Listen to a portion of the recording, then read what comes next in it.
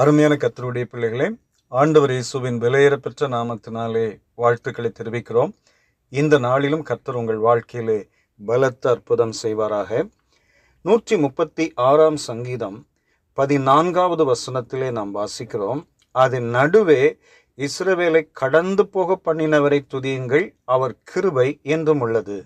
நம்முடைய தேவன் நமக்கு முன்பாக இருக்கிற காரியங்களை கடந்து போக செய்வார். இஸ்ரவேல் ஜனங்களுக்கு முன்பாக செங்கடல் அடைத்து போட்ட சூழ்நிலையில் இருந்தது, கடக்க முடியாததா இருந்தது, ஆழமா இருந்தது. அந்த இடத்தில் கடந்து போகிறதற்கான வழி இல்லாதிருந்தது. ஆனால் சிவந்த சமுத்திரத்திலே வெட்டாந்தரையை உண்டாக்கி தண்ணீரை சுவரை போல நிற்கச் செய்து கடந்து போக பண்ணினார். நம்முடைய தேவன் கடந்து போக பண்ணுவார். இந்த காலை நேரத்திலே உங்க வாழ்க்கையில எத்தனையோ பகுதிகள் கடந்து போக முடியாத ஒரு சூழ்நிலையா இருக்கலாம். வியாதியை கடந்து போக முடியவில்லை. அந்த வியாதி என்னுடைய வாழ்க்கையில ஒட்டி கொண்டு தினந்தோறும் என்னை வேதனைப்படுத்துகிறது. என் வாழ்க்கையில நிறைய பகுதிகளை அதனோடு செலவிடுகிறேன். மருந்து மாத்திரைகளை சாப்பிட்டு சோர்ந்து போய்விட்டேன். இனி என்னை எப்படி இந்த வியாதியிலிருந்து நான் கடந்து போவது என்று நீங்கள் நினைக்கலாம்.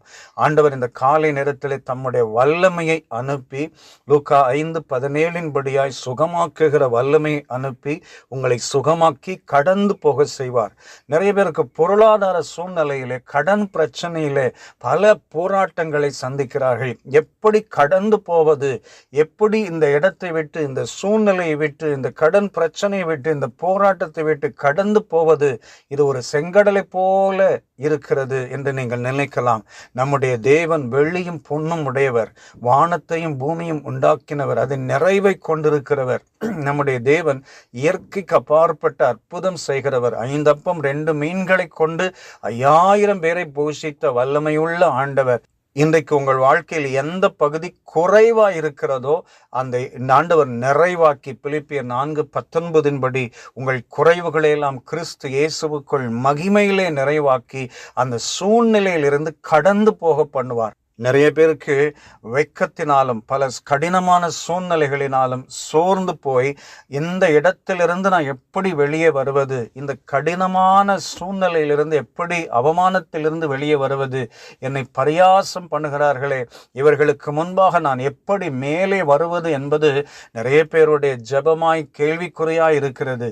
ஆண்டவர் என் வாழ்க்கையை மாற்ற மாட்டாரா என்று ஒரு எதிர்பார்ப்போடு இருக்கலாம். இந்த காலை நேரத்திலே ஆண்டவர் உங்கள் வாழ்க்கையை, உங்கள் சூழ்நிலையை மாற்றி இந்த அவமானத்திலிருந்து கடந்து போக பண்ணுவார். இந்த வேதனையை தாண்டி கடந்து போக பண்ணுவார். உங்கள் கடினமான சூழ்நிலையை தாண்டி கடந்து போக பண்ணுவார். உங்கள் எதிர்ப்புகளை தாண்டி கடந்து போக பண்ணுவார். உங்களை ஏளனங்களை தாண்டி கடந்து போக பண்ணுவார். நம்முடைய தேவன் கடந்து போக செய்கிற தேவன். இந்த காலை நேரத்தில் அருமையான சகோதரா சகோதரி, உங்கள் வாழ்க்கையில் எவைகளெல்லாம் கடக்க முடியாது, இவைகளெல்லாம் என் வாழ்க்கையிலே பயங்கர போராட்டமாய் இருக்கிறது என்று நினைக்கிறீர்களா? செங்கடலிலே வழியை திறந்து இஸ்ரவேல் ஜனங்களை கடந்து போக பண்ணினவர் உங்கள் வாழ்க்கையிலும் இந்த சூழ்நிலைகளிலிருந்து கடந்து போக பண்ணி ஒரு ஆசீர்வாதமான சூழ்நிலைக்கு ஆண்டவர் கொண்டு போவார். வனாந்திரத்தை கடந்து நீங்கள் கானான் தேசத்தை சுதந்தரிப்பீர்கள்.